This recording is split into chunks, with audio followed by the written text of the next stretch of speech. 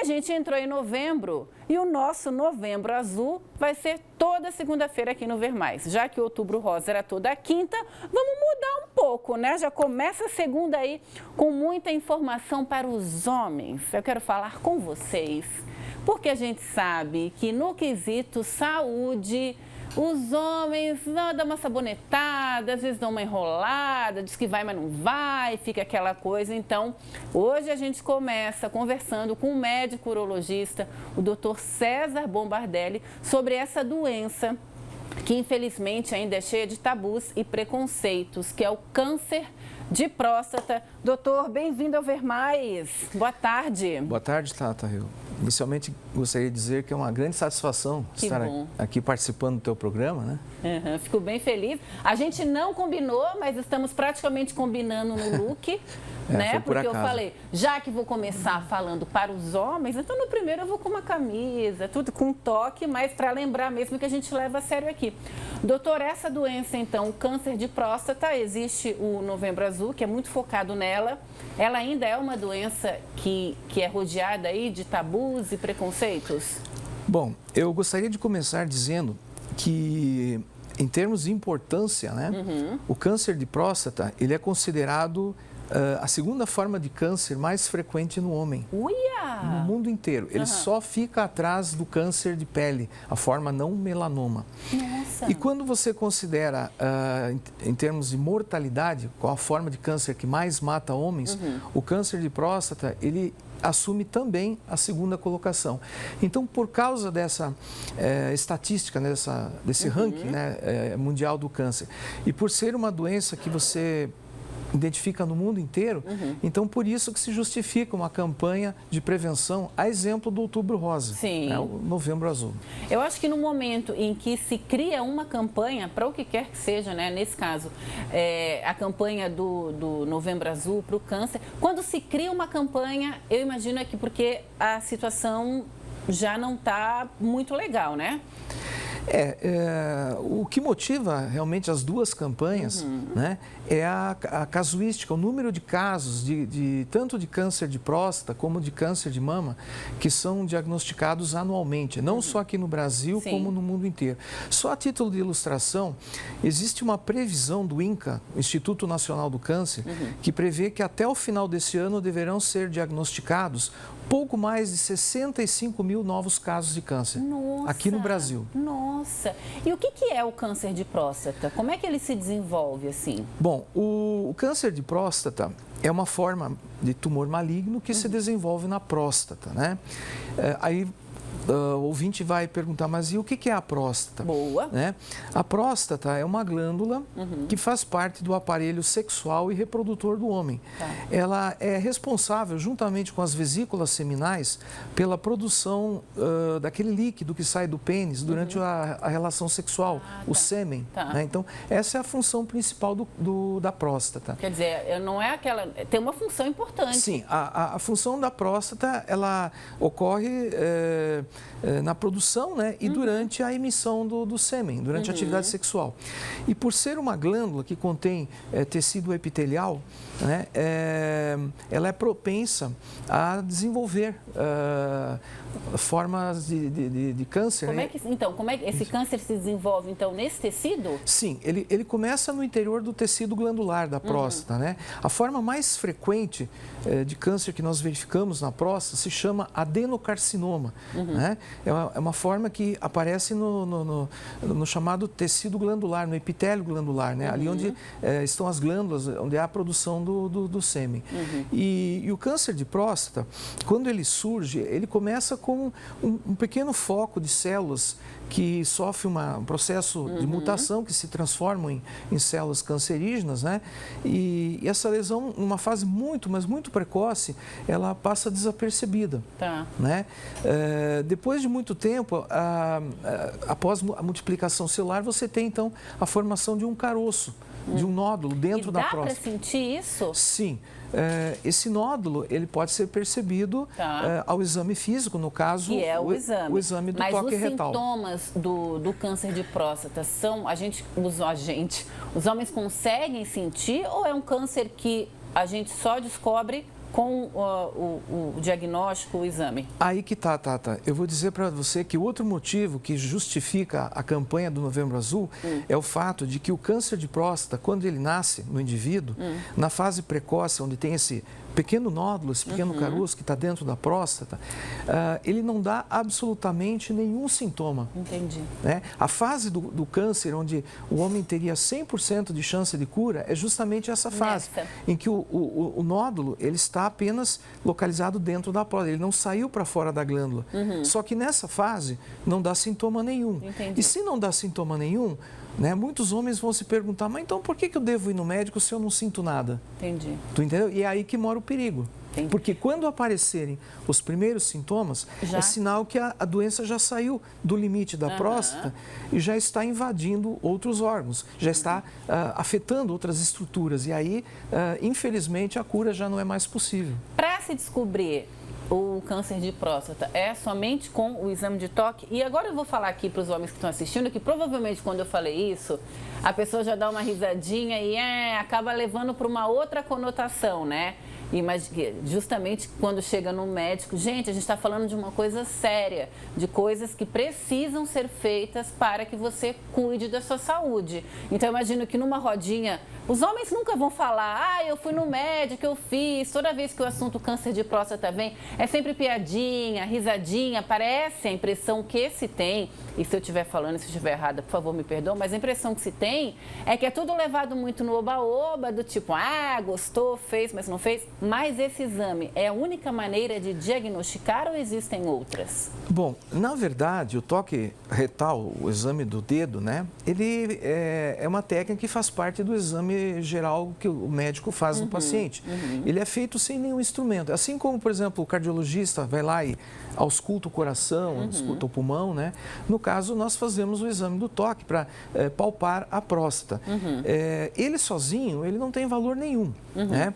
Quando é levantada uma suspeita, então a gente sempre pede complementar ao exame do toque, né? Nós pedimos um exame de sangue, que é o exame do PSA. E dependendo dos resultados, tanto do toque quanto do PSA, né? Às vezes, quando um dá normal, o outro às vezes dá uma pequena alteração, né? Vice-versa. Então, esses dois exames, dependendo do resultado, eles irão nos fazer solicitar outros exames mais sofisticados, como, por exemplo, a ressonância magnética, o PET scan e por aí vai. Mas tudo isso, caso tenha... Caso se levante alguma suspeita a partir do toque. A partir de que idade que tem que se fazer esse exame? Bom, aí vai a recomendação da Sociedade Brasileira de Urologia e das sociedades internacionais de urologia, né? Depende se o indivíduo tem histórico familiar de câncer de próstata ou não. Tá. Se de certeza ele não tem nenhum histórico familiar, né? O que tem sido recomendado é que ele comece a fazer geralmente a partir dos 50 anos de idade. Tá. Né? Essa é a recomendação mais séria. Mas isso se ele tem certeza. Não, na minha família não tem nenhum caso de parente, de familiar que teve câncer de próstata. Se ele tiver um conhecido familiar que teve câncer de próstata, a recomendação é que se comece mais cedo. Então, em geral, a partir dos 45 anos. Tá. Né? Eu, particularmente, eu tenho aconselhado para todo mundo começar a partir dos 45 anos de idade. Legal. E a partir dali, uma vez por ano, pelo menos, fazer aquela visitinha ao consultório do urologista. Ótimo. Doutora, a gente falou então da importância do exame de toque e foi diagnosticado. Como é que é feito esse tratamento do câncer? Bom, uma vez diagnosticado, né, então é importante saber se essa doença é localizada ou se ela está num estadio mais adiantado. Né? Às vezes o diagnóstico é feito já numa fase adiantada. Né? O tratamento do câncer de próstata, ele só garante a cura se a doença for órgão confinada, ou seja, se o tumor não ultrapassar o limite da glândula. Entendi. Né? Então, como ele disse, uma vez feito o toque e o PSA, e os dois levantando uma suspeita, de rotina, a gente costuma pedir sempre um exame chamado ressonância magnética multiparamétrica da próstata, para realmente definir se existe a lesão, né, na próstata. Havendo a confirmação da lesão, então parte-se para a biópsia. Tá. A biópsia vai confirmar o diagnóstico histológico, quer dizer, é um adenocarcinoma, e aí então, em se constatando que a doença é localizada, então é indicado o tratamento. O tratamento considerado curativo, nesse caso, é cirúrgico. Tem que fazer a cirurgia, então, para retirar. A indicação é a remoção cirúrgica da próstata e das vesículas seminais. Tá. É mais ou menos assim, você tem uma fruta dentro de um cesto, né? De várias frutas. Sim, começou a uma manchinha de podre ali, machucado. Então, você vai ali, tira aquela fruta antes que ela apodreça por inteiro e espalhe e contamine todas as frutas. Eu vou fazer uma pergunta agora que eu acho que todos os homens devem fazer e deve ser o grande receio. A retirada da próstata ou o tratamento vai afetar na parte sexual? Pode causar impotência sexual? Bom, vamos lá então. Uma vez feita a cirurgia e removida a próstata, uma coisa que certamente vai acontecer é que o indivíduo não vai mais ejacular, porque nós teremos removido a fábrica do sêmen. Então, esse indivíduo, ele vai ter orgasmo, quer dizer, durante o ato sexual ele vai sentir prazer. Mas não pode ter filho. Mas ele não vai ser um prazer seco, ele não vai conseguir eliminar o sêmen. Seco, olha isso. Aqui a gente faz todo charme, todo garbo e elegância para você. Vai ser um prazer seco. Tá. Eu digo assim... Mas não vai afetar com relação ao desejo, não muda ele nada. continua com a libido, o desejo seria a libido, né? Sim. A libido é preservada. Essa é uma questão que todos os homens que vão fazer a cirurgia em algum momento perguntam? Quando... Ou eu que sou curiosa e quero saber. Eu digo para você que, em geral, todos manifestam preocupação, porque eles já ouviram em algum momento dizer que a cirurgia do câncer de próstata ela pode afetar a sexualidade masculina, ou o indivíduo perde o apetite, ou então o indivíduo tem dificuldade de ereção. No caso da libido, né, eu diria que não. Tá. Né? No caso da ejaculação, então, é certeza que ele não vai ejacular, mas isso não o impede de ter relação sexual. Né? Agora lembrar que a pessoa vai estar viva, né? Justo. No caso da ereção, aí vai depender muito das condições da cirurgia, da técnica utilizada. Tá. Infelizmente, essa é uma cirurgia que tem um pequeno potencial de causar disfunção erétil. Isso pode acontecer. Eu acho que a gente pode cortar aqui, porque vai apavorar muita gente ali. Daqui a pouco... Jair, você já foi fazer seu exame, Jair? Não ainda, né? Bom saber. Você que está em casa, seu marido já foi? Você já está cutucando ele ali para fazer? Tem que fazer porque a gente está falando aqui, lembrando da saúde, né, doutor? Sim, sim. Que é bem o que preocupa. O tratamento, então, fiz a cirurgia, retirei, vida tranquila? Não necessariamente. Precisa haver vigilância após o tratamento. Tá. Né? Se... na peça cirúrgica for constatado que o tumor estava dentro da próstata, né, já é uma boa chance de que esse indivíduo vai ficar curado. Mas mesmo assim, é importante ser feita uma vigilância anual durante um certo período para evitar, digamos assim, a chance de haver uma recidiva tardia, a longo prazo. Para a gente acabar, chegou uma pergunta aqui que a gente até conversou. Boa tarde, doutor. Meu marido fez exame PSA, deu 18 de alteração. Devo me preocupar? Ele não fez o de toque e tem 48 anos de idade. Bom, eu diria que é mandatório esse paciente, esse homem, né, procurar um médico urologista, porque o valor de 18 para o PSA é um valor considerado alto. Tá. Né? Apesar de que não é só o câncer de próstata que pode alterar o PSA. Tá.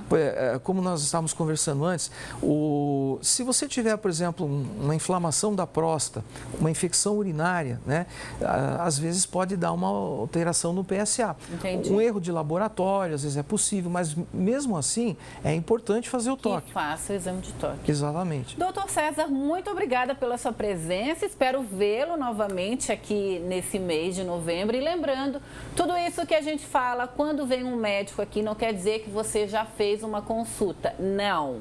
Se você está com dúvida, se a gente não conseguiu responder, está com dúvida, marca uma consulta com um médico para aí sim você ter o seu diagnóstico, tá? Não sai falando, vem no Ver Mais e vi que tá tudo certo. Não, Nanina, não. Doutor César, muito obrigada. Bom mês de novembro. Espero que tenha bastante trabalho. Obrigado. Pelo menos na prevenção e diagnóstico. Com certeza. Obrigada. Com certeza.